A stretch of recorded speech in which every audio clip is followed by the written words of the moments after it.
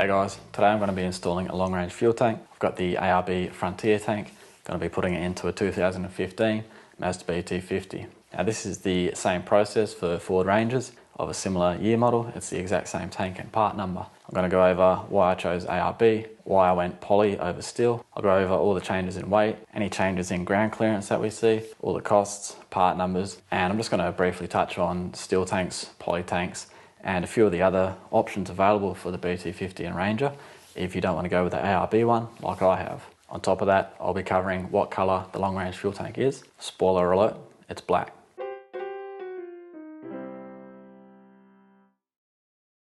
Black.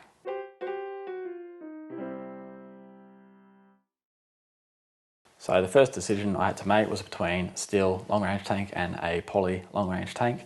This isn't the only poly one on the market. There's also one available from Brown Davis, which is actually 5 litres bigger capacity. So first, the differences in steel and poly and why I went with poly. The main thing with this is the lightweight. It's about half the weight, if not less, of an equivalent steel tank for the same capacity. The other benefit of this being poly is that there are no welds, so nothing can crack. It is all one mould. So there's a lot of strength in this, but also a bit of flexibility. So it can misform itself over rocks and stuff, and it'll pop back into place. So the weight and the strength and the fact that there's no welds are the advantages, but the cons, of course, are that we do lose some ground clearance, whereas there is a high clearance version in these steel tanks. There is no high clearance version of the poly tanks for this model of car.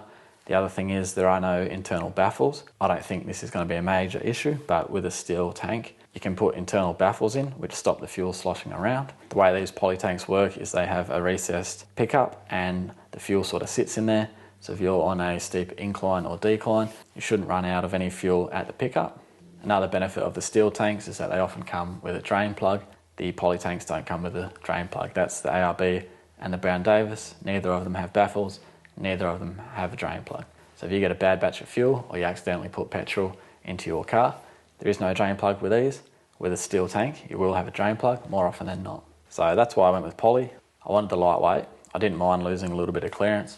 I like the fact that it has no welds that can crack. So in theory, there's no reason this won't last the lifetime of the car. There's no joints to stress over time, and I'm adding as little weight as possible, even though we are adding a lot of weight with the increased diesel capacity.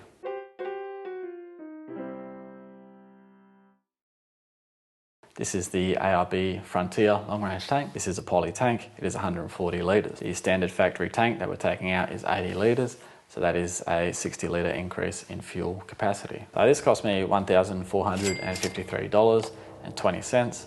It is a TAD 110 from ARB. There is also a poly tank available from Brown Davis. It's 145 litre capacity, which is 5 litres more than this. Now I didn't choose this because I think it's better quality than the Brown Davis one. It is 5 litres less, but basically I could pick this up on the day from an ARB store, so the availability was a massive thing for me. The Brown Davis one I actually found cheaper online, about $1,230, $1,250, but by the time I included all the shipping in that, it worked out very, very similar, maybe still a little bit cheaper, but I had to wait for it to arrive and everything. This was ready on the day. I also reached out to Concept Canopies, who made the canopy, just to make sure it wasn't going to clash with the under tray drawer and the under canopy water tank that I've got under there. He said that they're basically the same quality, but they normally install the ARB tanks because they are a little bit lighter. I'm not sure how big that weight difference is, but I will chuck this on the scales later, just so you get a rough idea of how much this particular unit weighs. So diesel has a density roughly about 0.832 is what most people seem to throw around. With the additional 60 litres, times that by 0.832, you're looking at an additional 49 kilograms worth of diesel with a full tank, not including any changes in weight for the tank itself. So that's why I went with ARB in the end, and that's why I went with poly, but there are other options out there. We'll just have a quick look at them now. Alright guys, so I've got 5 options here for the BT-50. We've got Long Ranger. These are supplied through ARB. We've got the ARB tank itself. We have Brown Davis tanks, Long Range Automotive, not to be confused with Long Ranger, and then we have the Ironman tanks. So in no particular order, I'm going to start with Long Ranger. Now this is the only one that offers a high clearance, smaller model, 122 litres, and then a full 140 litre replacement. These are both steel. So for the 122 litre, there's all these little features here which basically the same across all the different steel tanks. For example, a drain plug, baffles, and 2mm aluminized steel. And these tanks have a leading edge deflection angle to help assist the car in getting over obstacles. The shipping weight is listed at 41 kilos, but I don't think this is accurate because they list the same shipping weight for the 140 litre version. Now these are basically the same, except this one you will lose clearance. Both of the long ranger tanks come with 3-year warranties. The ARB Frontier long range tank, this is the one that I've purchased. This is a poly tank. Here are all the sizes and model numbers for all the different cars on the market. And again, they'll go through all the different features here. Every fuel tank is pressure tested, all the good ones anyway. So one-piece construction and a non-rigid mounting system. This allows the unit to flex in the chassis. There are a few of the key points, as well as claiming to be less than half the weight of a comparative steel tank. All this torture testing stuff is just marketing rubbish, doesn't really mean much. Got frequently asked questions if you want to know a little bit more about it, such as why don't Frontier tanks have a drain plug? Why don't Frontier tanks have baffles? And they claim that it's backed by an industry-leading 3-year warranty. This is not accurate. It is not industry-leading. As we'll see with the Long Ranger, they both come with a 3-year warranty, as do the Brown Davis tanks, which is the next that we'll look at. Brown Davis offer 2 tanks. One is a steel, one is a poly. Here's the pricing for WA, but once you include freight into that, it works out just as expensive as the ARB tank, if not more expensive. The 150 litre steel tank only has 140 litres usable. They have images of the reduced clearance with a leading edge there to help the car over obstacles. This is the steel tank. And then a few key points that they're trying to advertise here. Drain plug for bad fuel being one of the main benefits. Internal baffling system to prevent fuel slosh and strengthen the tank structure. And there's that tapered approach angle to reduce the frontal impact. With the specs, they don't list the weight of the tank. With the poly tank, they list the shipping weight to be 20 kilos. I don't believe that's accurate. I've already weighed the ARB tank at 23 kilos, and I've been told that that is lighter than the Brown Davis tank. So I don't think that is accurate, especially once you include all the packaging. This is 145 litres, so it is 5 litres bigger than the ARB tank. Here's an image of the Brown Davis. Again, that leading edge, slightly reduced clearance, but you get that on the ARB tank as well. Now they have a thick base of 11 to 14 mil in high impact areas. They reduce weight by thinning out the walls to 7 mil because the walls will often not suffer any impact whatsoever. And here they just advertise the fuel trap system that will assist fuel in being at the pickup.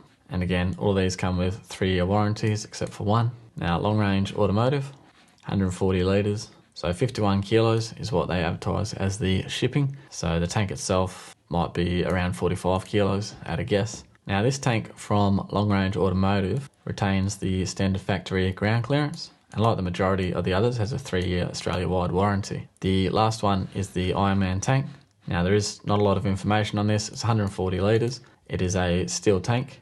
There is barely any information on it whatsoever. It only has a 1-year warranty. I personally wouldn't recommend this to people.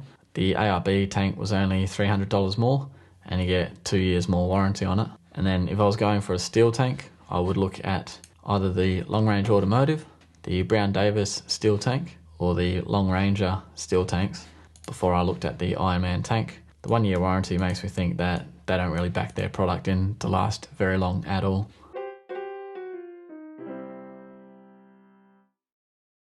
So there's a lot of benefits to having a long range tank, but I'll be the first one to say that I didn't need this at all. My reasons for getting this are probably not reason for anyone else to get it, but I wanted to get everything in. I'm getting over the build stage of the car. I just want everything to be finalised. I want the weights of the car to be final as well, because I want to start setting the ultra gauge, which I'll use to tell me how much fuel is left. I want to start doing calibrations with that because that is out of calibration. I set it when I installed it, but I've added hundreds of kilos worth of gear to the car, and that is now out of calibration. I don't want to reset it and then have to do it again when I add the tank. And I want to get rid of the need for jerry cans. So having a long range tank means the fuel is secure.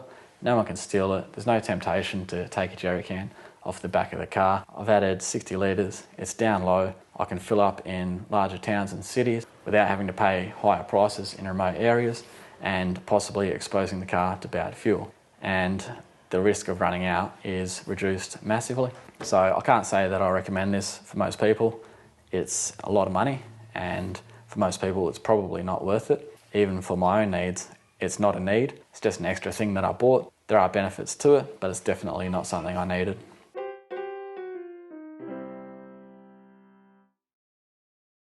Alright guys, so factory measurement, I've got 367mm. That's to the stone guard, not the tank itself, but that's the clearance at the moment. Now I'm disconnecting the battery just as a reminder, so I don't accidentally start the car. It's just a reminder that I need to put diesel in the new tank before I try and start the car. Just a quick look at what the tank looks like. So you've got this stone guard on it, and you can see a strap here at the front. So we've got these bolts there, 13mm M8 bolts. We've got 13mm nuts to take off the stone guard. Now this next part, depends if you've got a tray, a canopy or a ute. You might have some trim that you need to remove. I've taken this wheel off for better access, but it's not actually essential to doing the job. But just so you get a look inside, the electrical connection on top of the sender there, that needs to come off, but we'll get to that later, as well as your filler hose and the breather hose and stuff like that, but we don't disconnect it from the fuel tank side, we disconnect it just up here. There's some clips we can remove. Now I've got this step panel, so for me, I've got a bit of a void, and just a 10mm socket on this is the filler hose, and then some pliers on these clips up here. The breather hose is this one, and that smaller one, same thing again, that's a rollover hose, but we just want to disconnect all these. Now these hoses stay connected to the tank, and they will come down as we lower the tank. We'll just have to get them past the chassis there. Once you got them off, just make sure any other breather pipes that are in these white plastic clips are disconnected so they don't come down with the tank. Now we just take this stone shield off, that's 4 nuts, 13mm socket. The next step, we want to disconnect this red clip. This is a diesel fuel line, so we just pull that apart and pull it out. This is accessed through the wheel arch. If you can't access through the wheel arch for whatever reason, you can jump up here just near the rear diff, and you might be able to reach it and disconnect it from here. Next fuel line after that is at the front of the fuel tank. Cut away any accessories tied to the fuel lines. This blue one here we're going to disconnect. Now these diesel lines are easy, you just pull the outside of the clip out and pull it up, then you can pull the lines apart. Don't need tools, just have something ready in case diesel drips. I didn't have diesel coming out of this back one. This one at the front, same process, pull the wings out and then pull the line apart. This one will have diesel coming out when you pull the line, so get ready with something to catch it. So the next step is to lower the tank. I actually disconnected the electrical connection first, but you can partially lower it to get better access into this electrical connection. So pretty rough access from the wheel arch here. I can just reach it, but I actually ended up changing the way I approached it, and I came in on the other side. I can actually fit up through here near the tail shaft, and just using a flat blade screwdriver, there's a little clip on the front. You can see where I've broken some plastic because I didn't get it in deep enough. You just got to make sure you push it in all the way to the bottom and then bend backwards and then pull on the black part of the clip itself. Obviously do it with 2 hands. I'm just holding the camera at the moment, but that's basically what I did. Screwdriver in, pry it back and just try and pull on that connector, and then we can lower the tank without worrying about it. Alright, so we've got 2 bolts for these straps. They're 15mm sockets, one at the back of the tank, one at the front. Just get your jack set up and just roughly in the middle, try and support it. I think I had about 13 to 18 litres left in the tank, so the less you can have the better, because that weight will slosh around as you start lowering the tank using the jack to help you if you're by yourself. So you can see here I've partially lowered it, so if you haven't got that electrical connection yet, you might want to jump up and do that before you go any further than this.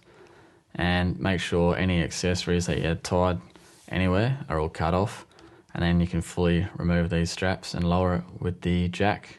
Now the straps are hinged at the other end, so there's only the 1 bolt or nut, and you just lift them out of that bracket like that. I think we reuse these parts, or at least the bolts anyway, so just take a hold of it for now. The back comes out the exact same, so I get that strap out. Once you're happy everything's disconnected, then we're good to lower it. Just these fill hoses and the breather hoses, they will try and tilt the tank because they're leaning over the chassis. That electrical connection was taped here as well, so you can keep lowering it. The tape will just rip off, but if you want to, you can just pull the electrical connection out of this bit of tape here, which I did as I was lowering it. So it's really not that heavy if you get it down to 10 litres. You can see I rolled the trolley jack inboard as well, just to give those filler hoses more room around the chassis. And then I just bent them around the chassis as I kept lowering it, and all the connections untaped, filler hoses out. Pretty easy job. Now tank's out, I'm just going to cover up this filler hose just so when we are transferring it around to the new tank, and even now it can't get any muck in there.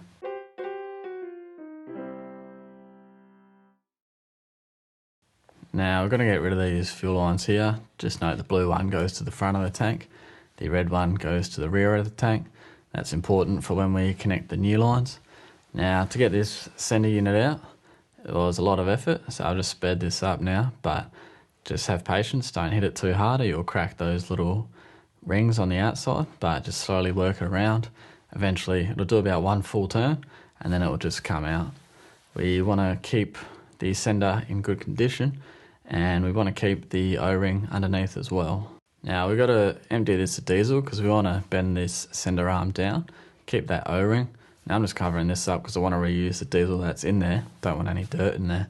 So the sender on a table should line up with the top of the table. You see I've marked a little line there, that's 15mm down from the top. I'm just trying to get the top of the sender to match that 15mm mark, which means it is 15mm lower than the top of the table, which is where it was originally sat. So hopefully this comes through, but that is bang on that 15mm mark, so it should react better with the BCM and the fuel gauge now. I'll still rely on the ultra gauge, and while I've got everything out, I'm just going to give that a quick clean and spray contact cleaner in that electrical connection.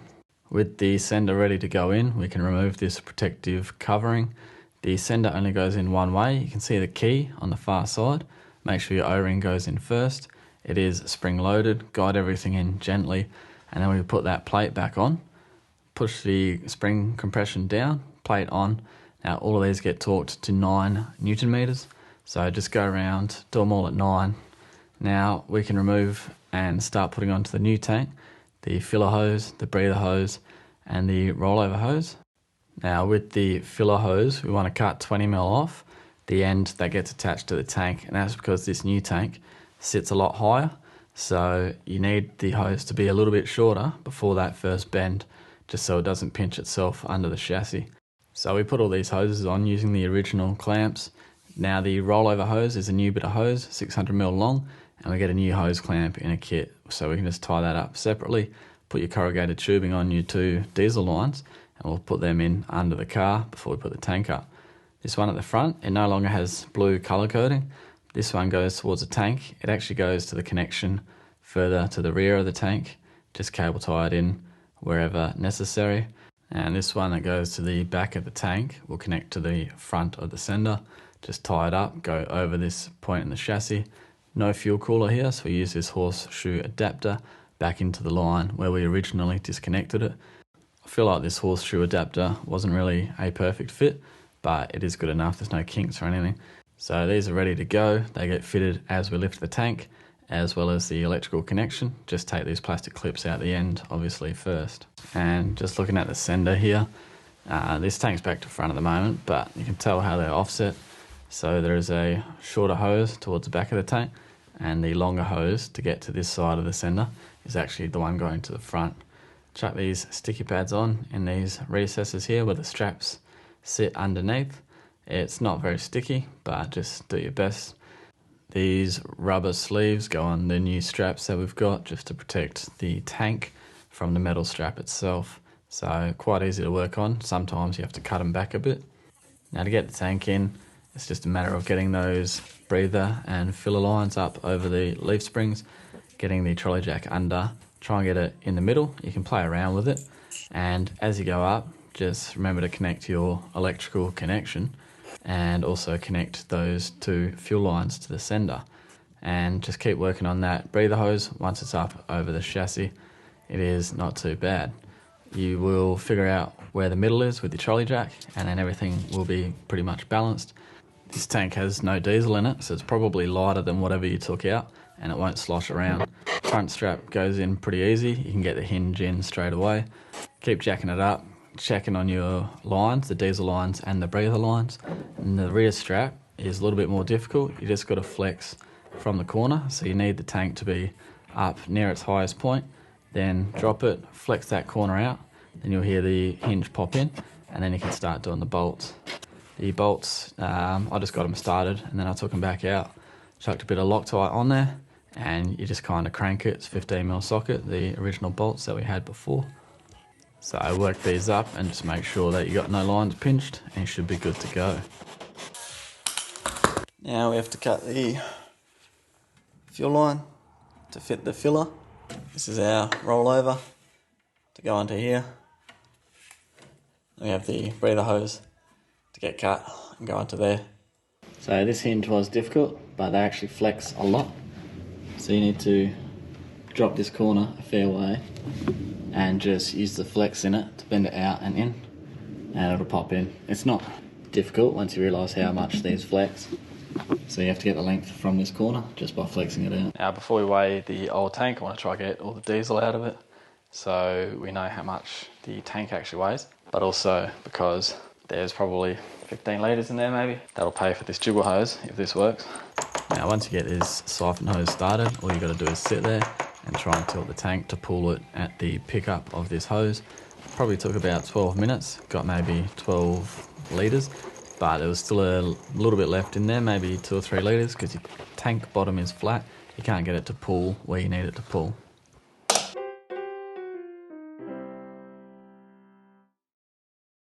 So the ARB Frontier tank, or the TAD 110 model anyway, we've got 23.4 kilos with all the parts still in their plastics, instructions and everything. Now the fuel tank with the stone guard has been emptied now, so we got an accurate weight reading, and all the stuff that we didn't install from the Frontier tank gives us 14.5 kilos. So although we only see an 8.9 kilogram difference there in the tanks, once we take into account the fact that it takes another 60 litres worth of diesel, we're looking at 49.92 kilos on top of that 8.9. So the increase in curb weight for this part of the build, I am including the full tank of diesel, so we're looking at 58.82 kilograms added to the car. With the clearance from the lowest point of the tank to the ground, with the current tyres and everything, we had 367mm from the ground to the bottom of the stone guard. Now we have 343mm from the ground to the bottom of the ARB tank. So we have a reduction in 24mm of ground clearance from where the old stone guard used to sit to where the ARB tank sits now. The difference between the two tanks is actually 67mm, but that stone guard took up a bit of the depth on the old tank. That difference from the stone guard to the new tank, or the actual ground clearance, is only 24mm. And you can see this difference as we flick to and from the before and after shots on the side.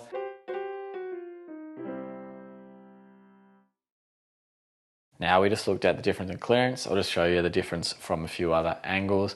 And again, the shots aren't perfectly lined up, but you can see the difference, you get the idea. So the original tank from the front looking towards the back of the car, and you'll see the new tank takes up a lot of that space that the stone guard was also taking up, and it gets a bit closer to the drive shaft as well. Towards the back of the car, it actually didn't impose itself into the wheel well.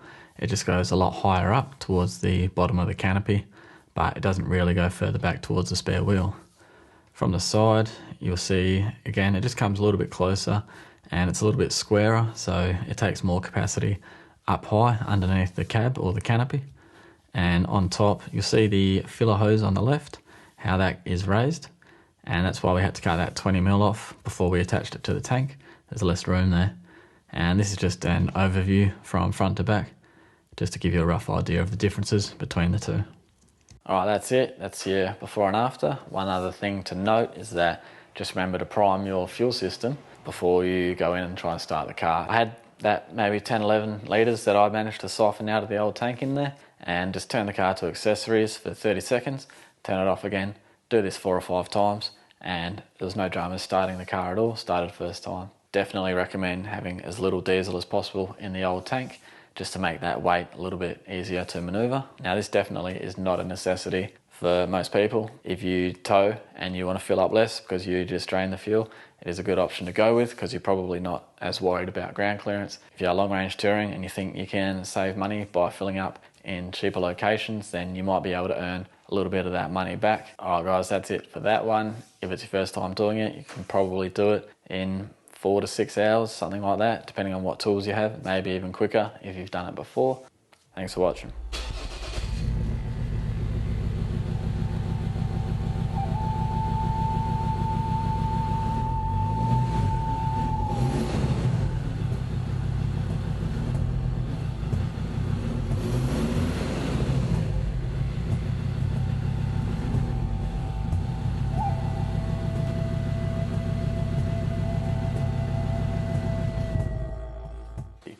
I'm going to be covering and a full tank of petrol.